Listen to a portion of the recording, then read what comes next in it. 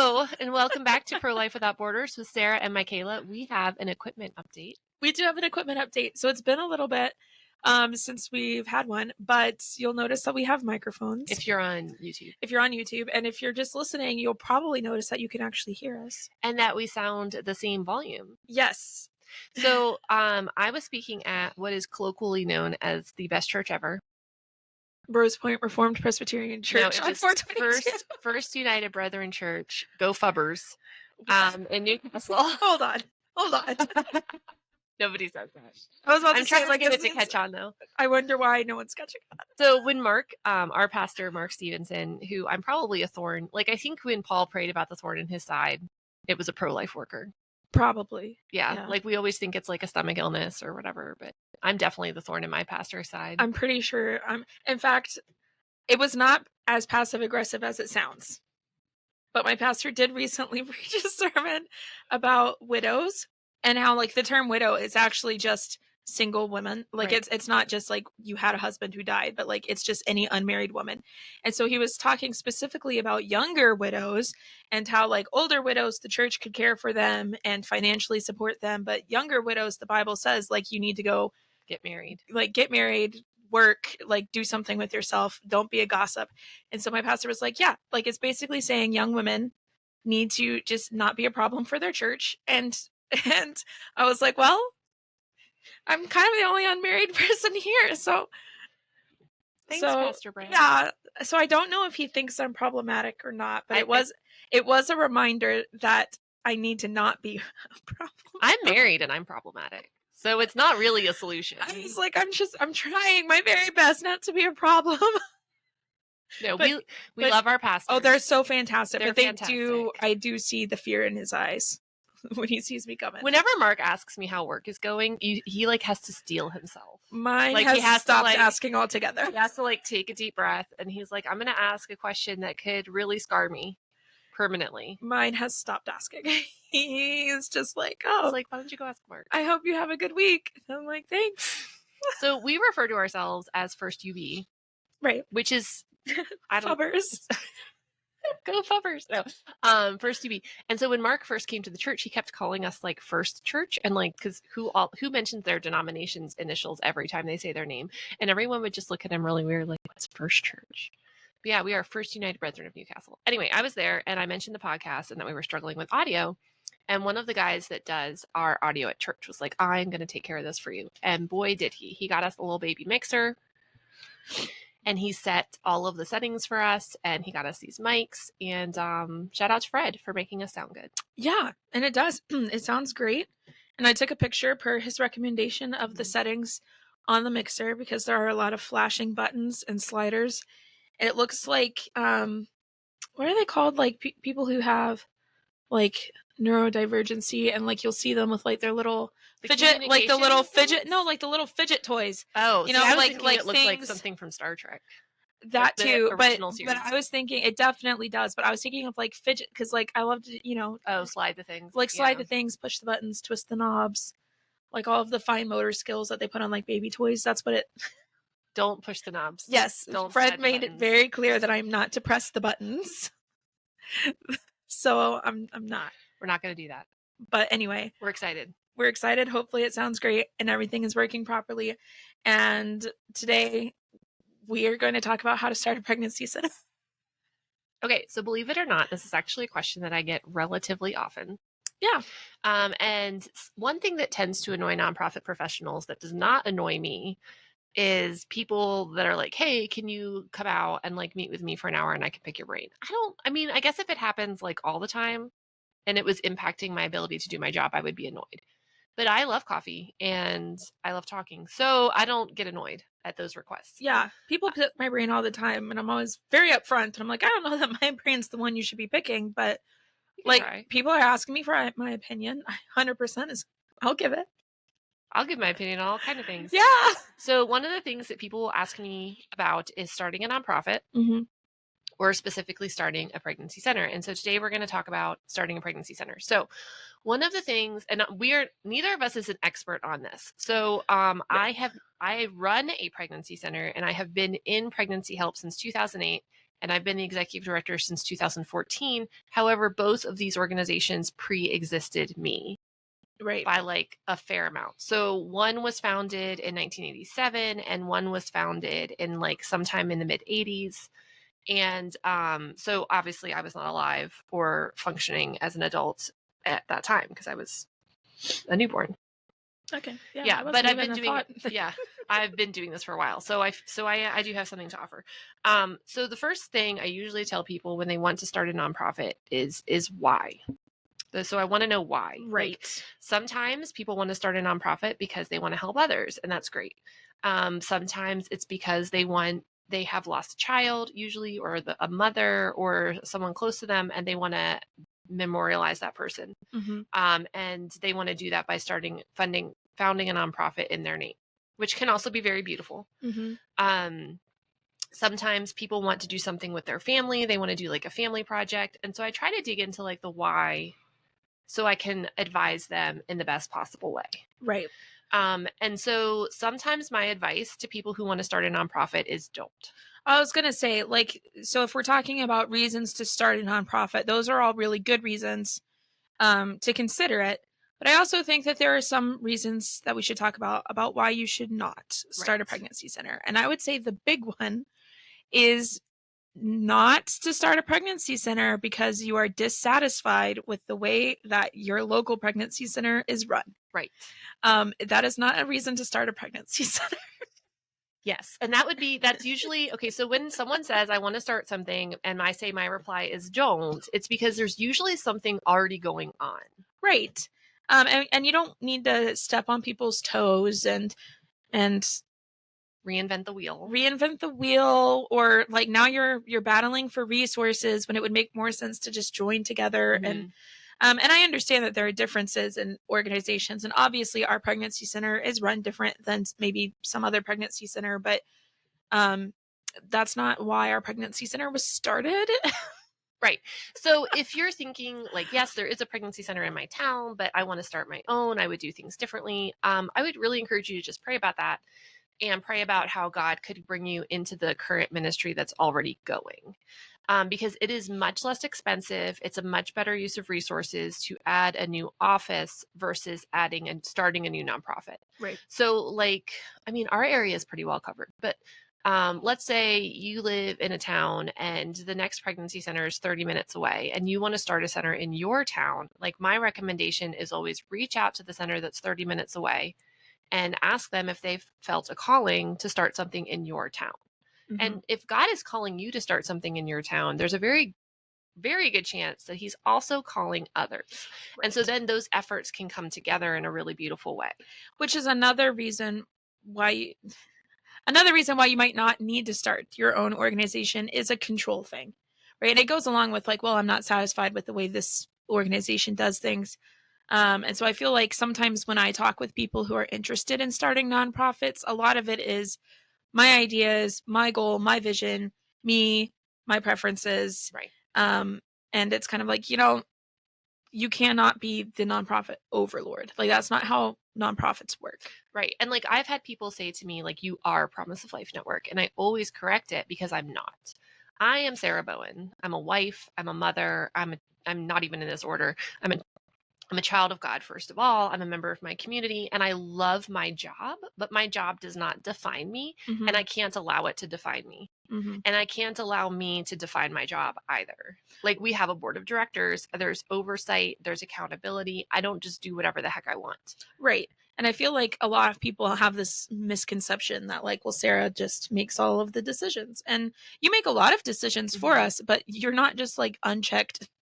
Could you imagine? Like, could you imagine? Because I feel like some people think that it's just like you and me, mm-hmm. like doing just stuff. And I was like, well, first of all, we are only half of senior staff, so mm-hmm.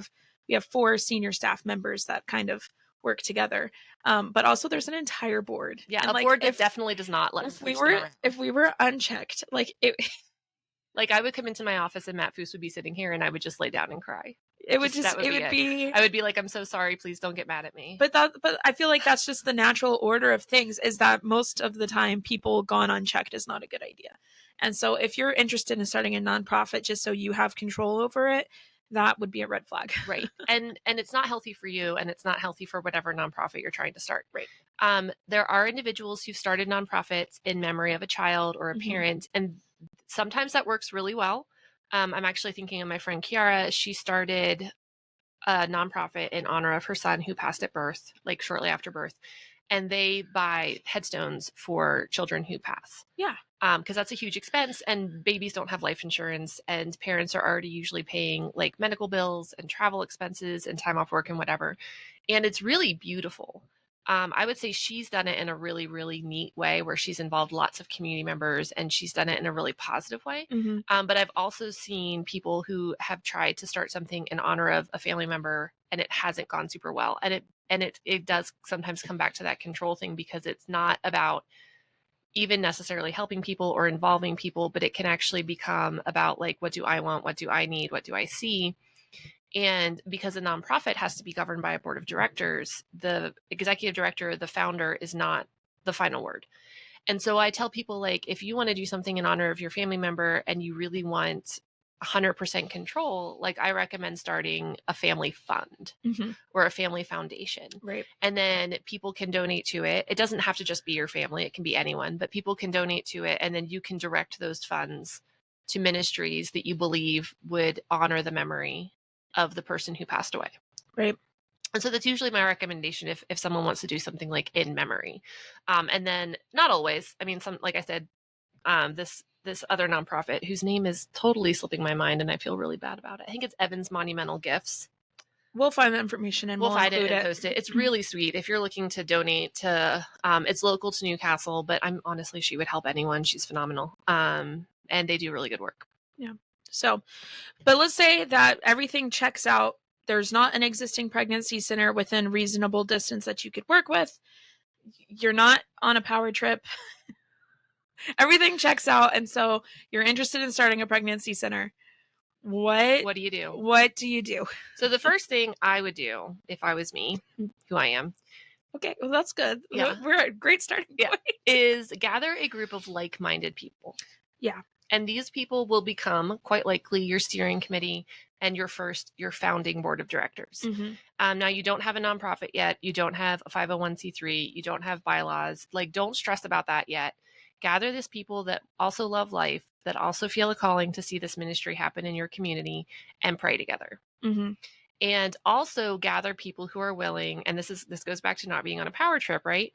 Who are willing to challenge you. You don't want to be in a room where everyone just does what you say. Yeah, I was gonna say, like, I know, thankfully it's not us. But I know organizations that have a founding board, but maybe it's, this one person's friends and they just kind of signed on to so that they could have a board. You know Right. what I mean? And Yeah. it's like, well, different perspectives are healthy. Yes. Different perspectives are really healthy. Challenges are really healthy. Um, Different information is really healthy. And it's very possible that these people, and this should be what's happening, they should know people that you don't know. Right. So maybe you're like, oh, I already checked with a local pregnancy center and no one else is doing anything, so we want to start something new. Well, maybe you bring a board member on who's been in the life community for 20 years, and they're like, no, there is someone who wants to start something here. Like, let's call them up and let's partner together. Mm-hmm. Or they have access to funding that you don't have, or they have access to information that you don't have, or whatever. Like, that's the point of a board. And I love my board of directors for that reason. Like, they challenge me. I don't just, I'm not in charge of everything. Like, they're accountable to like what the Lord is calling us to do, to our mission, to our vision and our bylaws. Like, it's not just me trying to like make everything happen and they're just rubber stamping it, because that's not healthy. Yeah, I was gonna say, and we've definitely had projects or visions, that I think you've come up with or I've come up with, and we take them to the board, and the board has been like, yeah, like we've had the same calling. Yeah. And I think we've also had things where it's like, hey, wouldn't this be cool? And the board's like, no, no, it would not. Well, and sometimes I'm so fixated on something, or I really want something to happen a certain way, or I'm convinced it's the only way to do it. And I'll go to the board and I'll be like, listen, this is it. Like, this Yeah. is all we've got. We have to do it. And then one of them will be like, what about this? And I'll be like, oh, I didn't think of that. Right. What a great idea. So it's not just like one person's, I mean, executive directors especially are visionaries, but it's not just your vision. It's Right. everyone. It's collecting people who have a similar vision together. That's the purpose. Yes. So that's the first thing you do, and then pray about it Mm-hmm. and see what God does, because you can't do this without God. You can't do anything without God. So let's say again, everything you're not a control freak. There's no other pregnancy center in the area. You have this great group of people behind you who also want to see this happen. The next thing I always recommend people do is contact what we call our national affiliates. Mm-hmm. So there are 3 of them that I would recommend people contact, and there's more, but this is like the starting point. Heartbeat International, Yep. CareNet, and NIFLA. Yeah. All of them have all the information on how to actually start a pregnancy center. Yeah, the nitty-gritty paperwork, procedures, policies. Yeah. Right. Whoever is like going to be the executive director, usually a volunteer in the beginning, send them to the new directors training so they can learn how to do like basic fundraising, so they can learn how to see clients, so they can learn how to like discern what's needed in the community, what's needed in your area, and invest the money in teaching and training and affiliations and all of the like things to make sure your legal ducks are in a row. Mm-hmm. Because the last thing you want to do is you want to help people, which is great, but you don't want to make a mistake, or even not make a mistake, but end up being sued and you're personally liable because Which something early went wrong. on in a nonprofit, you very well could be. Right. Yeah. So forming that 501c3 is really important. Finding either like a pro bono attorney or an attorney who's willing to help you get those documents lined up, making sure that you have your bylaws in order, that your board of directors is official, and then discerning like what God would have for you to do in your community is so, so, so important. And these things take time. And if you're like me or Mikayla, you don't like things that take time. is always just annoying. Right. Yeah. Like you just want to do it today. You want to do it right now. And you don't want to wait, and you want to help people, and you see the need, and that's great. But you can't just kind of just start without like having your legal ducks in a row, because you could put yourself, your family, your own personal assets at risk, which you don't really want to do. Well, and you also put other people, like the people that you're trying to help. Mm-hmm. It's not fair to them if you're operating illegally, or if you're operating way outside of something that you're trained in. Right. And so I think it's very important, like you said, to get that training and invest the time, because if you're just out here not trained in pregnancy help, and you're trying to see clients and perform ultrasounds, you should not be doing that. You should not be doing that. And then the next piece that comes in is the discernment piece. Mm-hmm. What does our community need? And so a lot of times people want to jump right into a medical model. Mm-hmm. We want to do ultrasounds. We want a medical director. We want nurses. And that could be what your community needs. It could be. I don't know. I don't know your community. But it may not be. Right. It may be better for you to start as a non-medical resource center. And this is the distinction that our community is often confused by, or like, especially like the general public. So I love pregnancy resource centers as much as I love pregnancy medical centers. Mm-hmm. I think there's definitely some people that are like, oh, if you're running a resource center, you should be working on converting it to medical. And I don't think that's always necessarily true. No, your community might not need a medical center. They Right. might have medical resources. Right. So the pregnancy resource center is typically a place that helps with diapers, wipes, baby clothes, parenting, education. That's a really great way to start. And it's a much cheaper way to start. And it's a way to kind of get your name out there and find out what kind of fundraising support is in your community, and find, the things that you need for that. And it's a great way to help families. And you can do pregnancy tests. What you do is, instead of doing the test yourself, like having a nurse do the test, you basically provide the test for the client. They can take it in your office. So they're not, they're just following the instructions. Like, they're not hard. But they're not trying to take it at home, where like they have to worry, like, if I throw it in the garbage, my mom is going to see it. If I bring the receipt home, my dad is going to see it. My boyfriend's going to see it. Maybe she's not in a safe place. So it gives her a safe place to take a test, and then talk about the results with someone who's really well educated on options, information, resources, that kind of thing. And then you can potentially refer her out for an ultrasound. And I know there's pregnancy centers that have worked very closely with doctors' offices, where she can like literally walk down the street and get an ultrasound, or they're working with another pregnancy center or a mobile unit that's willing to come in once a week or something like that. So there's other ways to get them the ultrasound that they may need. Mm-hmm. And then you can provide like the family stabilization stuff, which we also do. Parenting education, diapers, wipes, baby clothes, resources. So if someone comes in and they're like, I don't have a place to live, I don't have food to eat, you can plug them into local resources. Yeah. So that's one option. Another option that's considered a pregnancy help organization, even though it's not technically a pregnancy center, would be like a maternity home. So maternity homes are probably the most expensive things to run. Yeah. And it is tough. It is a tough thing to raise money for because you have to raise a lot of money and you're only able to help like a very limited amount of individuals. Right. Because they just need more help. Yeah. I mean, you're talking about, sustaining livelihoods. It's expensive to be alive. It is. Like, it's just expensive, and maintaining a house, and how are you going to set up staffing, and yeah, there's just a lot, and it's just continuous, right? Like, Right. they're not one and done projects. It's just continuous funding. This is investing into women's lives over the course of months or years. Yeah. And women, if they're homeless and parenting or homeless and pregnant, there's often other things going on. Maybe there's addiction, maybe there's domestic violence, maybe there's past history of trafficking, job loss, economic issues, whatever. And those kind of issues take a long time to work through and heal. Yeah. But I know people who, so my friend, I have a friend in California who runs, I think, two maternity homes now very successfully. And they do awesome work. Oh, yeah. And so that's an option Yeah, I too. love maternity homes. I think they're really cool. Actually, so one of the things that our community asks about relatively frequently is like, hey, are you guys going to run a maternity home? I would love to one day. We don't have the funding right now. But I also tell people, like, if you feel called to be part of a maternity home, consider signing up to be a foster parent and fostering pregnant and parenting teenagers, boys and girls, because their needs are very different from the average foster child. Right. And we actually had a client, this was years ago, and she was in foster care and she had a baby. And she was so grateful to her foster mom because when she ages out of the foster system, her baby's not going with her. Okay. Like, she's turning 18 or 19, or I think they can stay till they're 21 if they want to. But basically, she's turning a certain age and she's aging out. And she has to go establish herself and prove that she can care for this child. Okay.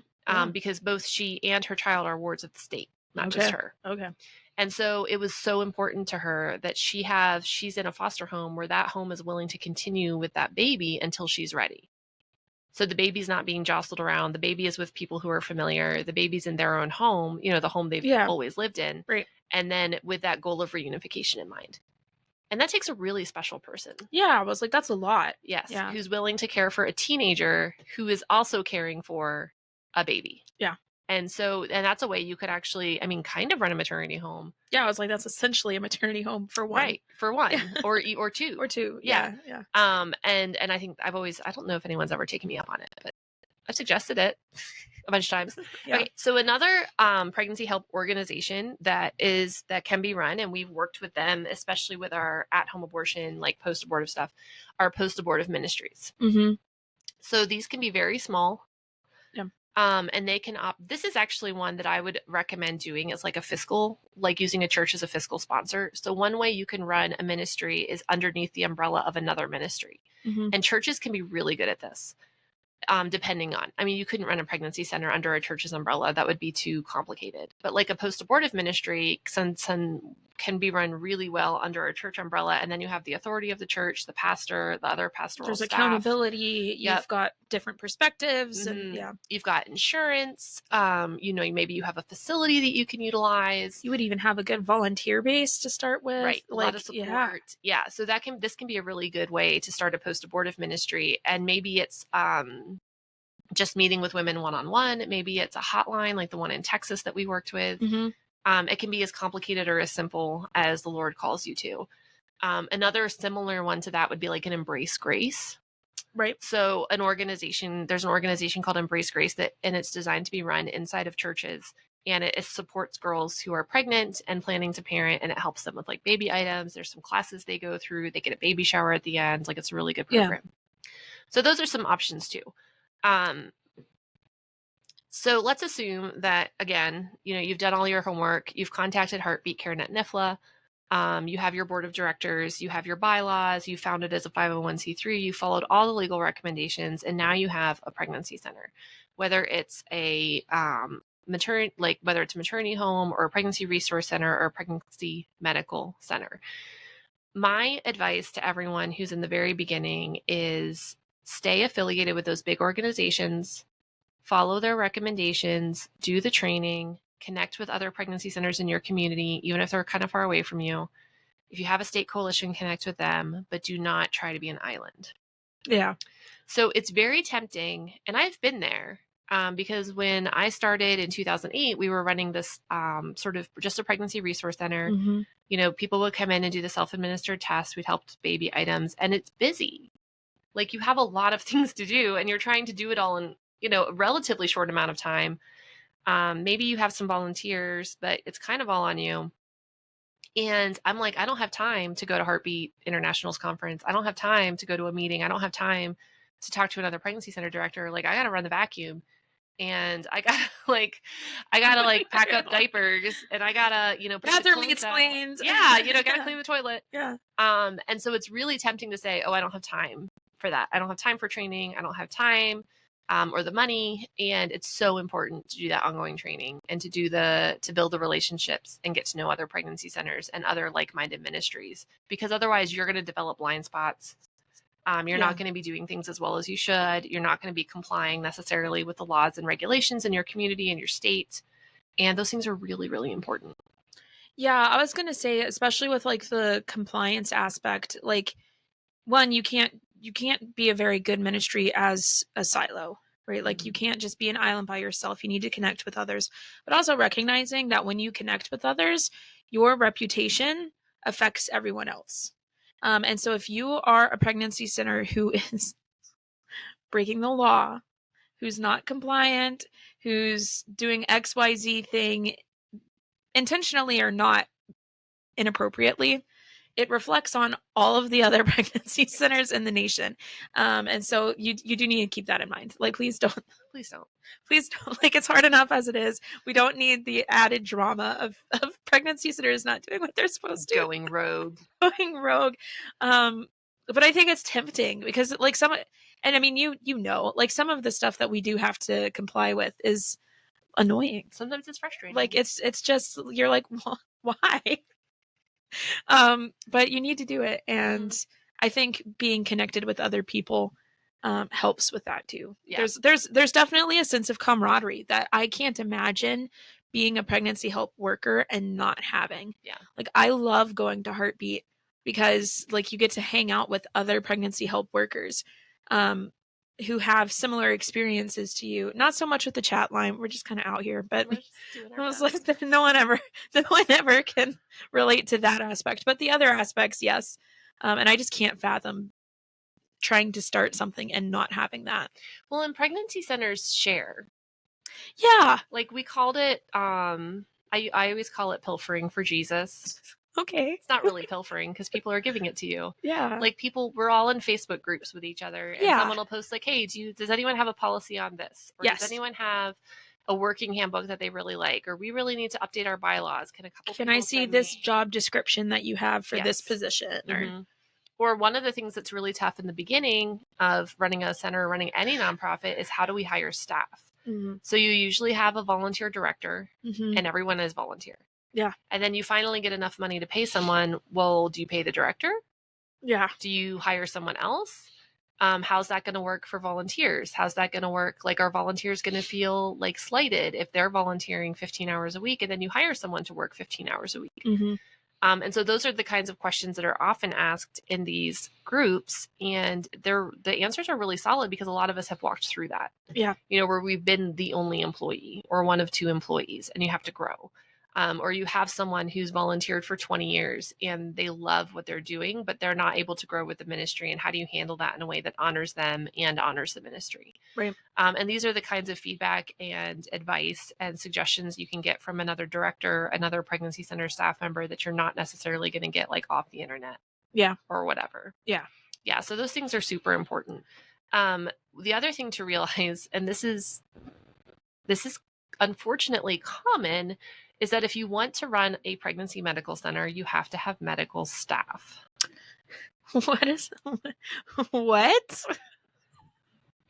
So if you're going to run a medical center and you're going to offer ultrasounds, and you're going to offer pregnancy testing where a nurse is actually doing the test. Right. Yeah. And you're going to do STD testing and treatment or well women exams or whatever, you have to have a medical director who has to be a doctor, who is like supervising, overseeing, signing off on all of your policy, your procedures, your brochures, your website, like any information you have that's even remotely medical has to be signed off by your medical director, who is a doctor, Yeah. a licensed doctor in your state. Well, and I think that's a misconception even amongst like pregnancy help workers ourselves. Obviously, that's a huge misconception against in the pro-life, not, no, let me back that up. It's a huge misconception in the pro-choice world Yes. that because we get called fake clinics all of the Mhm. time. And I'm like, I don't know. Like, our medical director seems like a real doctor. She seems pretty real. She's actually my mom's PCP. So I'm like, did you know she's not real according to the pro-choice? Yeah. Like, she's running her own office. Like, all of those documents and procedures and policies that we adhere to and licensing and training, like, I feel like our nurses are always in some sort of training. Yeah. And they finish one and then they're in some other one. And I'm like, I don't know. But then I think even other like pregnancy help workers, if they're not medical or if it's people who are interested in pregnancy help, sometimes I feel like people think we're just out here like going rogue. Right. Like just making things up. Yeah, just making things up or like, no, like I read a Wikipedia article on how to give an ultrasound.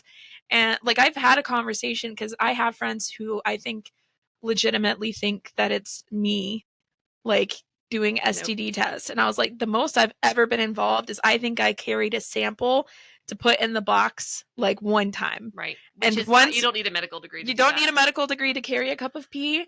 And once was enough for me. I was like, I'm happy to help. Okay, so I actually found out something interesting over the weekend. So I spoke. No, I did. Yeah, I spoke. I spoke at a local pro-life event in Mercer County. It's like one of my favorite events. They have breakfast. They have a lot of coffee. Okay. They have gluten-free sausage. It really is ticking all the boxes, and it's pro-life. And so the speaker of the day was giving her testimony of her time running an abortion clinic in North Carolina. Wow. So her name is Annette Souza Rodriguez. It's like hyphenated. Yes. Souza Rodriguez. Yeah. And she was there for like less than a year, but her experiences were just wild. Yeah. And it turns out, and this actually like finally like a light bulb went on, because I'm like, we're constantly being accused by the pro-choice side of like making things up and not following the law. And I'm like, why do they think that? Because Planned Parenthood isn't. Oh, well, yeah. So her testimony was that she's a medical administrator. Okay. Super smart. Yeah. She has like her master's, she has her PhD, Yeah. and like she has all these things. And so that's why she was hired to be the director of this clinic. Her like first day, they had her do an ultrasound. Oh. She's not an ultrasound tech. I was like, she's not like, our nurses go through hours and hours and hours and hours and hours of didactic training, hands-on training. And that's after their actual nursing licenses. Right. Like this is in addition to like ultrasound is an additional. Yes. Yeah, like certification. I could not just say like, oh, I want to be a nurse sonographer, and they'd be like, oh, sure, go take this training. Like you have to be an RN, and at least, and then you can do this nurse sonographer training. That's all this training, didactic, in person, online, books, and then they have to do all these models while being supervised, and then they do refresher every year. Yeah, and so no, she said her very first day, they were like, hey, can you do an ultrasound? Whoa. And so I'm thinking, no wonder they think we're doing it, because they're doing it. Okay. Could you imagine me giving someone an ultrasound? No. Not a good idea. No, it would be terrible. And I'm educated, not in ultrasounds, but like I have a doctor. Yeah, I was like, I yikes. Yeah, so that makes that perfect definitely sense. Like that hit that sort of connected. So if you're wanting to start a pregnancy center, definitely don't do that. Don't do that. Like don't make up stuff. Don't be like Planned Parenthood. Yeah. So identify the need. Examine your own heart. Make sure that you're doing it for the right reasons. Mm-hmm. Gather a team around you that's willing to encourage, support, and challenge you. Mm-hmm. And do it the right way. Contact the big affiliates. Get the paperwork. Get the plan. Follow the law. File the stuff that you need to file. And above all, and this is from now until the end of your pregnancy center, make sure that you're doing what God has called you to do. Yeah. Yeah. Because we do. And that's something, I was actually talking to a director yesterday, and I was telling her, because I'm taking some time off in the next week or so. And I was like, I'm really looking forward to just like spending some time with the Lord and really reflecting on like where, not that this isn't something I'm always doing, but like where we're going from here. What's next? Like, what's the next thing? What's the next door? What's he opening up for us that we're not aware of or I'm not paying attention to at this moment? And that's true no matter how long your center has been in existence. Yeah. So the first rule is, and we shared this last week, if you have a local pregnancy center, support them. Yeah. Talk to them. I don't want to be hearing people starting pregnancy centers because they don't like the pregnancy center they have. Yeah, please don't do that. Like, that's just ick. It's just ew. Find a way to get involved. If you don't think they're run well, join leadership. Yeah. Ask questions. And I can guarantee you that with very few exceptions, I imagine that your local pregnancy center would welcome your help. They would welcome, help. I was like, they would welcome you asking questions. They would welcome you having ideas. Like, we're not monsters. No, we love ideas. We love ideas. If you're local to us and you have ideas, come on over. And if they're not like, and it's very likely maybe that you have an idea that they have thought about and they would be able to explain to you why it hasn't worked for them. That's another thing too, is they might have had that idea and they might know something you don't. Right. So or they tried it and they just don't have the funding or the support. Right. Or the staff or the people. Yeah. So just talk to them. If you're local to us, talk to me. But if you legitimately don't have one, just start one, but do it the right way. Right. Don't bring disgrace on all of us. Do not bring disgrace. Do not bring disgrace upon our heads. Dishonor on you. Dishonor on your pregnancy center. Dishonor on your cow. Like, I don't want to hear it. I'll find you. And if you want to learn more about how to start a pregnancy center, we are happy to connect you to one of the big 3 affiliates, Heartbeat, CareNet, and NIFLA. Actually, I'll connect you to all 3. You can email podcast@promiseoflifenetwork.org, and I would be happy to send you their contact information so you can learn how to take the next steps. And they will also encourage you to build a good board and check with other local pregnancy centers. Yeah, they're not going to tell you something that we have not. Right. I'm getting all of this from Heartbeat. Yeah. It's like, but if you don't want to believe like 2 randos on a podcast, feel free to talk to Jarrell or whoever else is over at Heartbeat. They'll tell you the same thing. Tracy Shellhouse, she'll set them straight. Oh yeah, I love her. She's so great. Yeah. So what's our Jesus moment, Mikayla? That callings are a real thing, and that it takes time and energy to discern those callings. And I think this is really hard for people like you and myself. Like, I want to do things, right? Like, I don't do very well like sitting around discerning stuff. Like, I just want to do it. And which is why I have not started a pregnancy center, because I would 100% be like, well, I started my pregnancy center yesterday. Why don't I have a medical staff? And like, I would just be out in the streets pulling people in. It would not be good. Don't do that. Don't do that. That's kidnapping. So, but it takes time to discern calling. And I think that can be really hard if you're in that season of waiting and figuring out your next steps. Maybe you've even discerned the calling, but the next steps it just takes time. Yep. And I think being able to give things to the Lord and just do the next thing can be really hard. Yeah. But trust God. He has a plan. He has timing that we do not have. And he has that 10,000 feet and higher view that we don't have. And so even if something seems like it's taking a long time from your perspective, just hang in there. Because he has a plan for you. He has a plan for your life. And if he's put a calling on your life, then he will fulfill it. Yeah. So that's it. Reach us if you have questions. Oh, one final thing. Just if you're a local listener, it's this episode will be released in March, early March. It's almost Walk for Life. It's almost, well, there's that, but we have an event before the Walk for Life. It's Pastor's Breakfast. It's Pastor's Breakfast. So March 13th, 9 a.m. We're meeting at Transformation Church in Grove City, which is on South Broad Street now because they've moved. Yeah, but it's in your GPS. Yeah, your GPS. And I even checked before we got on the podcast to make sure. No, Pastor Scott is not going to let. You just never know. Like, sometimes the GPS doesn't update, but it's updated. So join us March 13th, 9 a.m. if you are a pastor. Yep, and you like breakfast. It's a good time to eat and to fellowship with other pastors, but also to hear a ministry update from us and just to hear about ways that your congregation could get connected with the ministry that we do here. And we will also have more copies of our Courageously Pro-Life Bible Study, which you can look at yourself online at promiseoflifenetwork.org/shop. And we will be giving out those to any pastors that didn't get them in the Sanctity of Human Life promotion. And then we have our Courageously Pro-Life Post-Roe America update, which is the first update. And that's also available for free on our website, promiseoflifenetwork.org/shop. Yeah. So come eat breakfast with us. I don't know what's on the menu, but I'm sure it'll be tasty. Breakfast is on the menu. Breakfast is on the, well, you just never know like what people eat for breakfast. I eat a smoothie. Is it, yeah, I was like, some people do smoothies, some people do like steak and eggs. I don't think we're giving people smoothies.